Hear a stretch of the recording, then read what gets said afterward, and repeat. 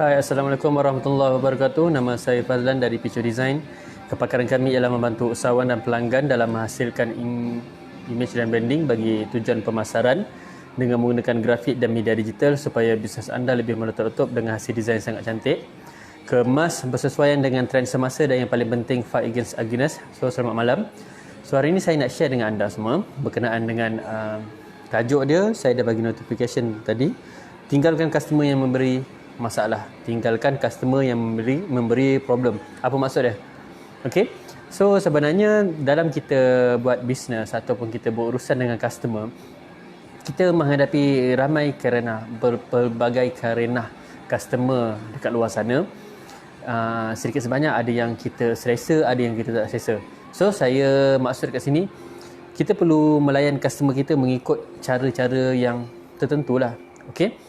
Cara-cara yang berbeza, mungkin perbezaan daripada segi perangai customer itu sendiri akan memberikan kita satu pilihan untuk kita layan dia macam mana, yang berbeza.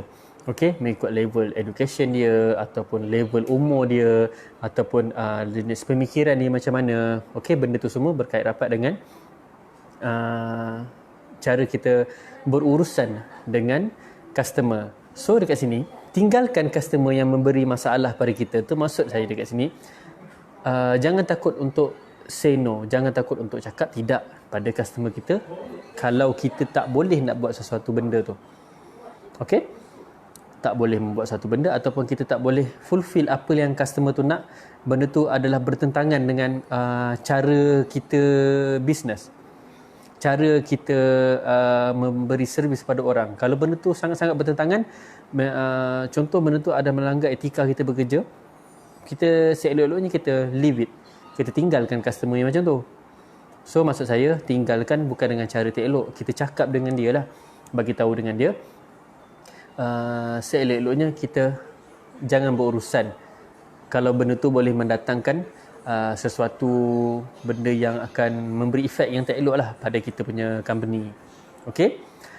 Sebagai contoh, saya bagi kalau customer tu minta, seboleh-boleh dia nak minta harga yang sangat-sangat rendah pada kita, sedangkan kita tak boleh nak bagi.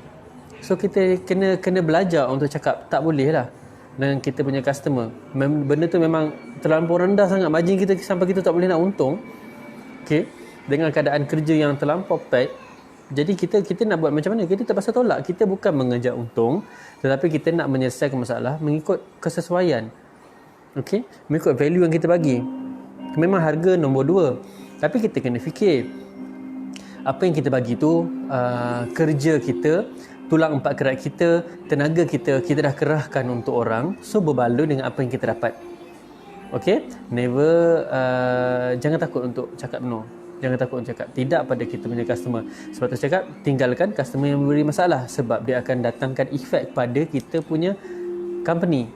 Itu contoh pertama. Kalau contoh kedua, contohnya kalau customer tu sendiri, mengikut pengalaman apa yang kita dah ada, customer tu sendiri dia minta kita buat sesuatu yang bertentangan dengan kita. Mungkin cara tu adalah satu cara benda yang berkait rapat dengan penipuan atau penipuan untuk buat sijil dan sebagainya kan. Kita terpaksa tulis nama orang lain. Benda tu, kalau benda tu bertentangan dengan etika kita cakap tak. Kalau tak boleh, kita cakap tak boleh lah. Okey.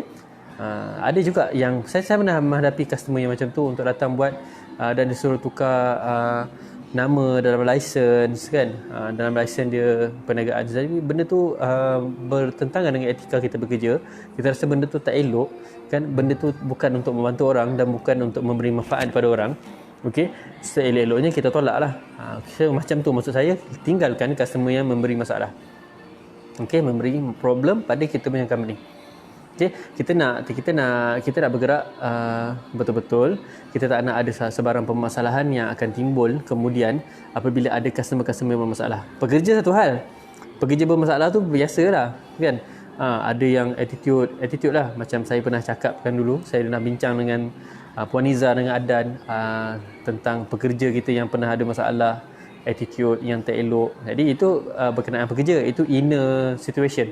So kita bercakap ni daripada luar, apabila kita dah memberi servis pada orang dan orang tahu servis kita, perkara yang timbul pula adalah berkenaan dengan klien ataupun customer kat luar sana. So kita kena aware lah. Okey, cara untuk kita seelok-eloknya kita tahu cara untuk berhadapan dengan customer, cara untuk kita tolak permintaan customer sekiranya ia bertentangan dan melanggar etika kita bekerja. Okey, faham So tajuk hari ni saya cerita pasal tu, tinggal dengan customer yang beri masalah. Itu yang maksud saya. Okey. Dan situasi yang lain pula sama juga. Sekiranya customer tu minta kita markup harga gila-gila, kan, kita sebenarnya kita tak boleh nak fulfill apa yang customer tu nak. Minta bil kosong, sebenarnya benda tu macam melanggar etika pekerjaan. Okey, kalau dia nak markup harga sampai satu masa, kenapa saya cakap benda ni satu masalah? Sebab sampai satu masa bila orang akan nampak harga tu terlalu tinggi, sedangkan kita bagi harga RM5, dia markup sampai RM15, orang akan cakap kedai kita mahal. Orang-orang lain takkan datang kedai kita sebabkan masalah-masalah yang macam ni. Nampak tak? So benda ni kita tak nampak, mungkin kita tak nampak, tapi sebenarnya benda ni berlarutan. Kenapa kita terfikir kenapa orang tak datang kedai kita? Sebab ada orang-orang yang membawa virus-virus yang macam ni. Okay? Membawa virus-virus yang macam ni dalam kita punya servis dan bisnes. Kita tak sedar. Okay? Kita tak sedar benda tu semua. Jadi saya sarankan kita mengikut etika bekerja, sebenarnya ikut perjalanan kita berurusan dengan customer, kita berurusan dengan klien, seelok-eloknya kita mengikut kejujuran kita lah sebenarnya. Sebab tu saya selalu cakap dalam live, setiap kali kita ni mesti kita betulkan niat kita untuk memberi manfaat kepada orang dan membantu orang menyelesaikan masalah. Itu yang sebaik-baik dan yang sebenarnya kita nak bisnes untuk apa. Okey? So apa lagi? Saya ada share semalam, kita akan bagi promotion untuk Merdeka. So saya belum start lagi.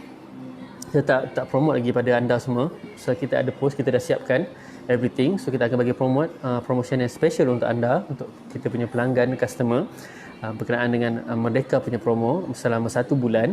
Okay, anda akan nikmati potongan harga yang sangat-sangat best.